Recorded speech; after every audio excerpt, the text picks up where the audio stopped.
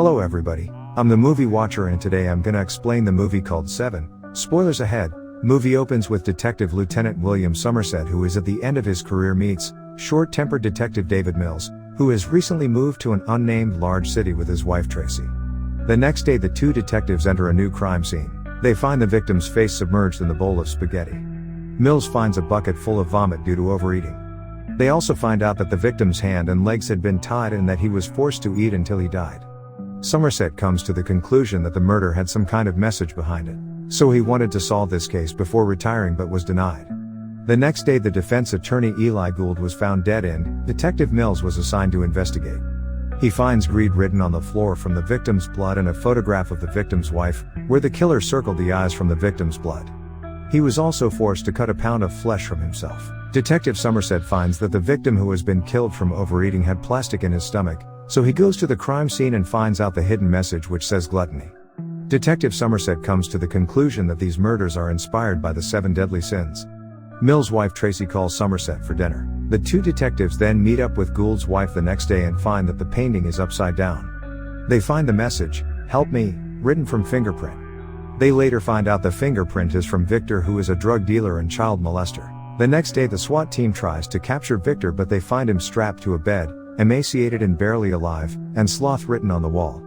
They also find daily photographs of the victim, taken over a year, which shows that the crimes were planned far in advance. They take Victor to the hospital, but was unable to help the detectives because he had chewed his own tongue a long time ago, and doctor states that he'd die of shock if you were to shine a flashlight in his eyes. Later that night Tracy calls Somerset to meet up. They meet up the next morning and Tracy tells Detective Somerset how she dislikes this place and that she is pregnant. Later that day Somerset finds an illegal way to get information from the FBI computer, as the killer has been reading the 7 deadly sins from the library.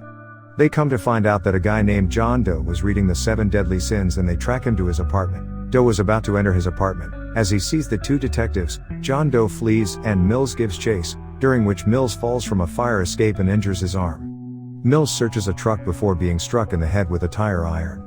While Mills is incapacitated, John Doe holds him at gunpoint for a moment before escaping. They search the apartment, which contains 2,000 notebooks revealing Doe's psychopathy, as well as a clue to another murder.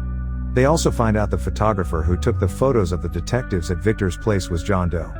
They get a phone call during their search in John Doe's apartment. They pick up the phone to find out Doe has called them, and Doe admires the detectives for finding out it was him. The detectives arrive too late to stop a man forced by Doe at gunpoint to kill a prostitute by raping her with a custom-made, bladed strap-on, representing lust. The following day, John Doe calls 911 to tell that he had committed murder once again. They attend the scene of a 5th victim, a model whose face has been mutilated by Doe. She was given the option to call for help and live disfigured or commit suicide by taking pills, and chose the latter option, representing pride. As Somerset and Mills return to the police station, Doe unexpectedly turns himself in, covered in the blood of an unidentified victim, and he cut his skin off the tip of his finger so his fingerprint wouldn't be found. Doe offers to confess to his crimes, but only on the condition that he escorts Somerset and Mills to a secret location where the victims representing envy and wrath are presumably buried. Otherwise he will plead insanity. Somerset is worried, but Mills agrees. During the drive, Doe expresses his lack of remorse for his crimes, declaring that his victims deserve to die, and professes himself as chosen by a higher power to shock the world out of its state of concern. Doe also makes cryptic, threatening remarks towards Mills, who maintains his belief that Doe is simply insane. Doe takes the detective to a remote, deserted location. Minutes after their arrival, a delivery van approaches.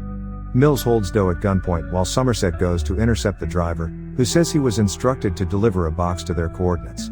Somerset opens the box and, in a sudden panic, tells Mills to stay back. Doe reveals that his sin was to envy Detective Mills' life, representing the sin of envy, and implies that the box contains Tracy's decapitated head. He goads Mills, telling him that Tracy begged for her life and the life of her unborn child, and reacts with surprise and delight when he realizes Mills was unaware that Tracy was pregnant. Despite Somerset's warnings, an enraged Mills fulfills his own role as wrath and shoots Doe repeatedly, completing Doe's plan. Somerset and the police captain watch as the devastated Mills is taken away. When the captain asks where he'll be, Somerset says he will be around, implying that he will not retire. It is important to note that Doe only kills those who are sinners but end up killing the innocent Tracy and the child. That's all. Thank you for watching. If you like my explanation, do subscribe to my channel and see you in the next one.